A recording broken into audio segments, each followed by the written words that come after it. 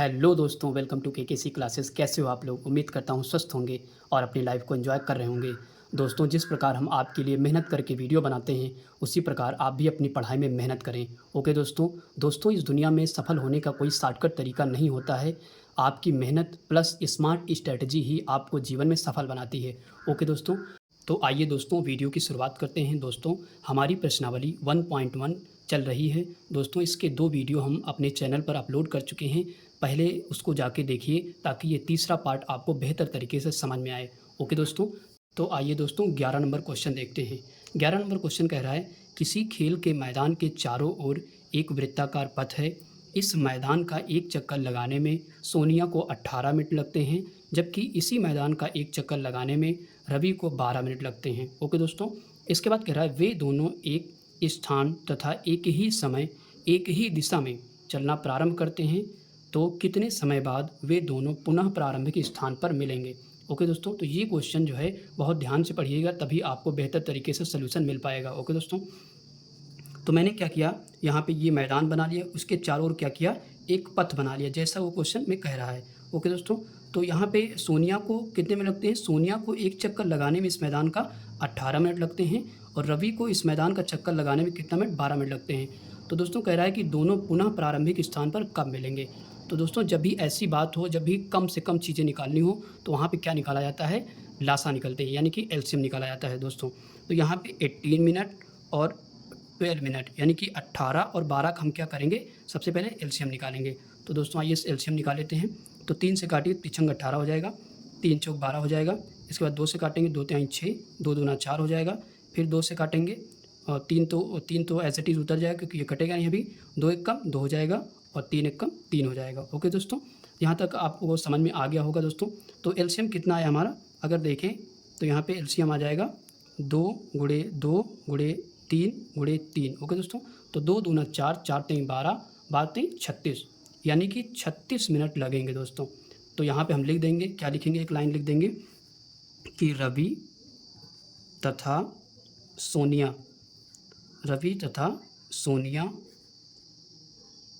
पुनः प्रारंभिक स्थान पर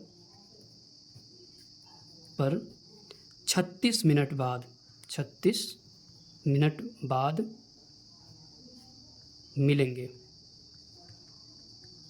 ओके दोस्तों, आई होप कि दोस्तों समझ में आ गया होगा, यही हमारा आंसर था। ओके दोस्तों, तो आइए दोस्तों इसके बाद क्वेश्चन नंबर 12 देखते हैं। तो क्वेश्चन नंबर 12 क्या कह रहा है, कह रहा है कि दिखाइए कि किसी प्राकृत संख्या n के लिए 12 की पावर n का मान 0 या 5 पर समाप्त नहीं हो सकता। ओके दोस्तों, तो हमको एक प्रकार से इसको सिद्ध करना है।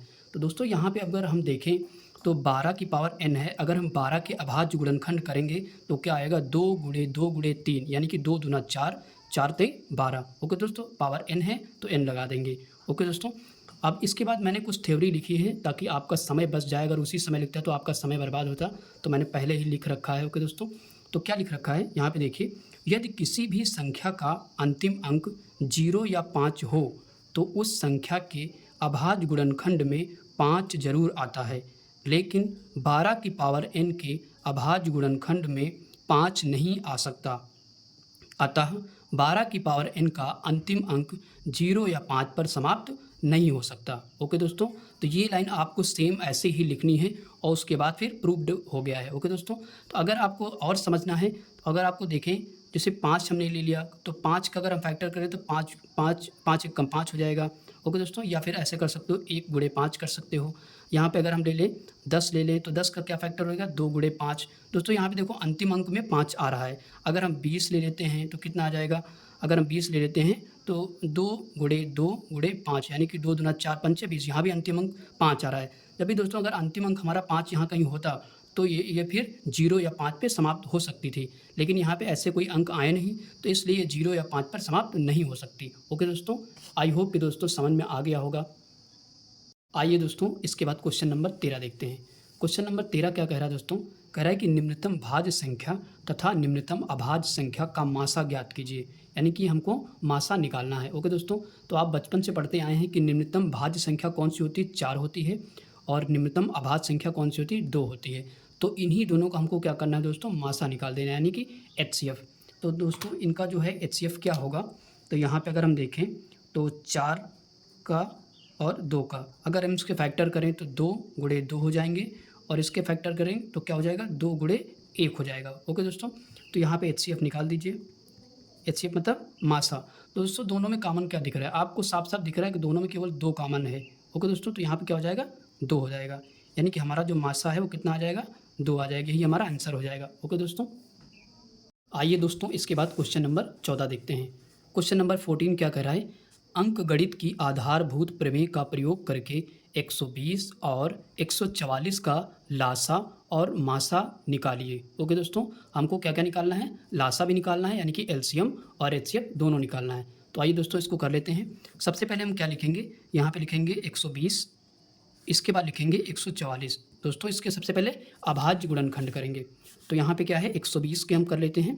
120 के सबसे पहले निकालेंगे, तो 120 के निकालेंगे, 2 छंग 12 हो जाएगा, 0 उतारेंगे, फिर 2 तिहाई 6 हो जाएगा, फिर क्या करेंगे, 2 से काटेंगे, 15 बार कटेगा, इसके बाद फिर तीनों पक्षे 15 हो जाएगा, और 5 एकम 5 हो जाएगा। ओके दोस्तों, तो यहाँ पे लिख लेते हैं क्या क्या है हमारा, 2 गुणे 2 गुणे 2 गुणे 3 गुणे 5। ओके दोस्तों, इसके बाद हम निकालेंगे किसका, 144 का।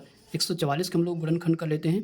144 के करेंगे तो सबसे पहले 2 से काटेंगे, 2 7 14, 2 दूना 4, फिर 2 से 2 तिहाई 6, 2 छंग 12, फिर 2 से 18 बार कटेगा, फिर 2 नवा 18, फिर 3 तिराकी 9, और 3 एकम 3। ओके दोस्तों, इसके अभाज्य फैक्टर लिख लेते हैं।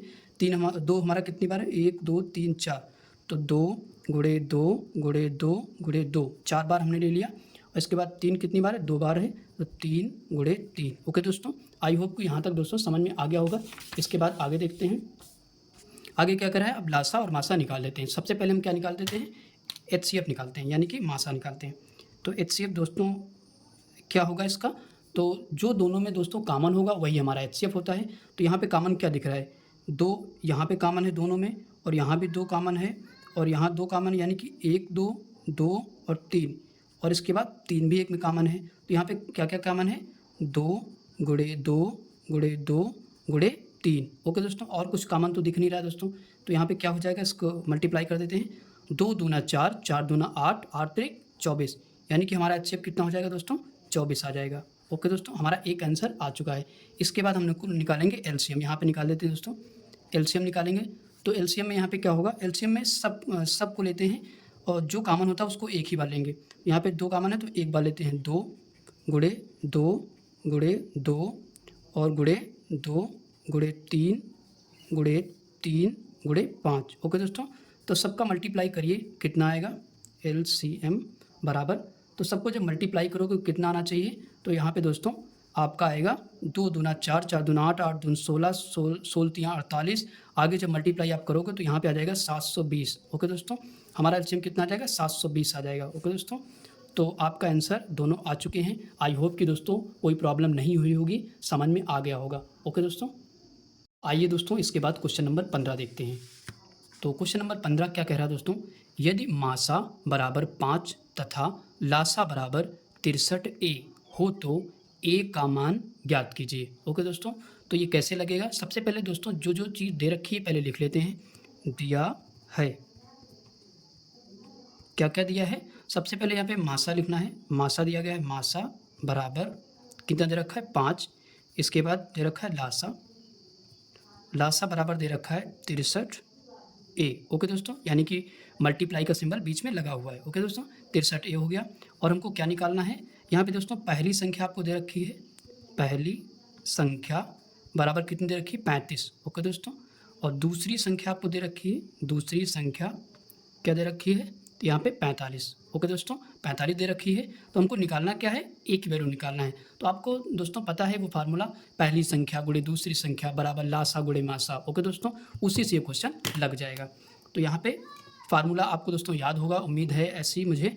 तो यहाँ पे पहली संख्या क्या होगी, पहली संख्या कितनी है, 35 हो जाएगी, गुणे दूसरी संख्या कितनी है, 45 बराबर लासा गुणे मासा, यानी कि लासा कितना है, 63A है, गुणे मासा कितना है हमारा, 5 है। ओके दोस्तों, इसके बाद हम लोग यहाँ से A की वैल्यू निकालेंगे। तो यहाँ पे 63A क्या करेंगे, बाहर करेंगे, 63A बाहर करेंगे, तो यहाँ पे क्या होगा, 35 गुणे 45 बटे, क्योंकि मल्टीप्लाई में है तो कहाँ चला जाएगा, अपान में चला जाएगा, बटे 5 हो जाएगा। ओके दोस्तों, तो ये काट लेते हैं। 5 कम 5, 5 सते 35, यानी कि 7 बार कट गया। तो 63 ए बराबर कितना है इधर, 7 गुणे 45 आ गया। ओके दोस्तों, तो यहाँ पे क्या करेंगे, ए बाहर करेंगे, 7 गुणे 45 बटे, क्योंकि ये मल्टीप्लाई में तो कहाँ चला जाएगा 63, अपान में चला जाएगा। ओके दोस्तों, अब इसको काट लेते हैं। 7 एक कम 7, 7 नवैया 63, 9 पचे 45। ओके दोस्तों, 9 एक कम ना, 9 पचे 45, यानी कि एक वैल्यू हमारी कितनी आ गई, 5 आ गई। ओके दोस्तों, यही हमारा आंसर हो जाएगा। आई होप कि दोस्तों समझ में आ गया होगा ये क्वेश्चन। आइए दोस्तों, इसके बाद क्वेश्चन नंबर 16 देखते हैं। क्वेश्चन नंबर 16 क्या कर रहा है दोस्तों, तो यहाँ पे लिखा हुआ है, यदि संख्याओं a, b का मासा 12 है और इन संख्याओं का गुणनफल 3600 है, तब इन संख्याओं का लासा ज्ञात कीजिए। ओके दोस्तों, तो हमको क्या निकालना है, लासा निकालना है। तो जो जो दे रखा है सबसे पहले वो लिख लेते हैं। दिया है मासा बराबर कितना दे रखा है, 12 दे रखा है। संख्याओं का गुणनफल कितना दे रखा है, 3600 दे रखा है। ओके दोस्तों, तो दोस्तों वही जस्ट जो ऊपर अभी फार्मूला लगाया है वही फार्मूला इसमें लग जाएगा। पहली संख्या गुणे दूसरी संख्या बराबर लासा गुणे मासा। तो दोस्तों यहाँ पे संख्याओं का गुणनफल आपको दे रखा है कितना, 3600। तो यहाँ पे लिख लेंगे, सबसे पहले यहाँ पे 3600 हम लोग लिख लेंगे।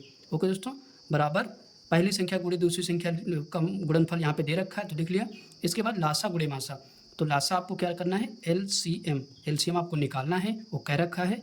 और मासा आपको यहाँ पे दे रखा है कितना, 12 दे रखा है, तो 12 रख देंगे। ओके दोस्तों, तो एलसीएम आप बाहर कर लीजिए। एलसीएम बराबर दोस्तों यहाँ पे हो जाएगा 3600।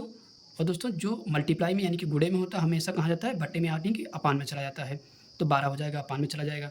तो 12 से इसको काट दिए दोस्तों, 12 एक कम 12 हो जाएगा, 12 3 36 हो जाएगा। तो 2 जीरो बचेंगे, उतार लेंगे। तो हमारा एलसीएम कितना आ जाएगा दोस्तों, एलसीएम आ जाएगा 300। ओके दोस्तों, आई होप कि दोस्तों समझ में आ गया होगा ये क्वेश्चन। आइए दोस्तों, इसके बाद अगला क्वेश्चन देखते हैं। अगला क्वेश्चन दोस्तों है क्वेश्चन नंबर 17। क्वेश्चन नंबर 17 जो है प्रश्नावली 1.1 का अंतिम क्वेश्चन है दोस्तों। तो यहाँ पे क्या कह रहा है क्वेश्चन, निम्न गुणनखंड वृक्ष को पूर्ण कीजिए और एक्स वाई जेड का मान निकालिए, यानी कि एक्स वाई जेड का मान हमको ज्ञात करना है। ओके दोस्तों, तो दोस्तों ये क्वेश्चन आप देख रहे हो, यहाँ पे एक्स है, यहाँ पे 2 है, यहाँ पे वाई है, इस तरीके से सारा क्वेश्चन यहाँ पे लिखा हुआ है। दोस्तों आपको दिख रहा होगा कि ऐसा लग रहा है कि ये कोई वृक्ष है, उसकी ये क्या है, सारी शाखाएं निकली हुई हैं। ओके दोस्तों, तो जब भी दोस्तों ऐसा क्वेश्चन मिले तो हम लोग कैसे सॉल्व करते हैं, सबसे पहले दोस्तों यहाँ पे एक्स वाई जेड की वैल्यू निकालना है। तो दोस्तों जब भी ऐसा क्वेश्चन आए तो सबसे पहले क्या करेंगे, हम लोग जेड की वैल्यू यहाँ पे निकालेंगे। तो जेड की वैल्यू निकालने के लिए हम लोग क्या करेंगे, 7 का भाग करेंगे 371 में। जैसे 371 में भाग करेंगे वैसे हमें जेड की वैल्यू मिल जाएगी। ओके दोस्तों, तो आइए दोस्तों इसको सबसे पहले कर लेते हैं। तो 7 का भाग करते हैं किसमें, 371 में। ओके दोस्तों, तो भाग करिए, 7 तो 5 35 हो जाएगा। कितनी बार यहाँ पे 5 बार गया और 7 में से 5 गया, 2 बचेगा, यहाँ पे 1 उतार लेंगे, 7 तरीक 21 हो जाएगा। ओके दोस्तों, तो कितना है हमारा, 53 आ गया। यानी कि एक जेड की वैल्यू जो आ गई वो कितनी आ गई, 53 आ गई। ओके दोस्तों, आई होप कि समझ में आ गया होगा ये वाला। इसके बाद हम लोग क्या करेंगे, जब 371 हमको मिल गया तो 371 का मल्टीप्लाई किस में किया गया, 5 में किया गया। तो हमको क्या मिल गया, 1855 मिल गया। ओके दोस्तों, इसके बाद क्या किया हमने, फिर 1855 को हम किस में मल्टीप्लाई करेंगे, 3 में। अगर 3 से मल्टीप्लाई कर देंगे और तो हमें क्या प्राप्त हो जाएगा, वाई की वैल्यू प्राप्त हो जाएगी, यानी कि वाई का मान निकल जाएगा। तो सबसे पहले कर लेते हैं यहाँ पे 1855 को किस में गुणा करेंगे, 3 से कर लेते हैं। 3 पच्चे 15 हो जाएगा, 3 पच्चे 15 एक 16 हो जाएगा, और 3 अठे 24 एक 25 हो जाएगा, और 3 एक कम 3 2 5 हो जाएगा। कितना आया, 55 65 आ गया दोस्तों। तो यानी कि वाई की वैल्यू कितनी आ जाएगी, 55 65 यहाँ पे लिख देंगे। ओके दोस्तों, इसके बाद अगली प्रोसेस क्या करेंगे, अगला प्रोसेस होगा कि जो भी यहाँ पे आया है, यानी कि वाई की वैल्यू हमारी 55 65 आई है, तो उसको मल्टीप्लाई 2 से कर देंगे। ओके दोस्तों, तो करिए, 55 65 को मल्टीप्लाई किससे करेंगे, 2 से करेंगे, तो एक्स की वैल्यू हमको मिल जाएगी। तो 2 से कर लीजिए, 2 पंचे 10 का 0, और 2 छंग 12, 2 छंग 12 एक 13, 5 दून 10 एक 11, 5 दून 10 एक 11, यानी कितना आ गया, 11 130। तो हमारी एक्स की वैल्यू कितनी आ गई, 11 130 आ गई। ओके दोस्तों, 11 130 आ जाएगी। आई होप कि दोस्तों ये क्वेश्चन आपको बेहतर तरीके से समझ में आ गया होगा। अच्छा क्वेश्चन था दोस्तों। अगर आप मेरे चैनल पर नए हैं तो मेरे चैनल को सब्सक्राइब कर लीजिए ताकि मैथ का सलूशन आपको मिलता रहे। Thanks for watching video.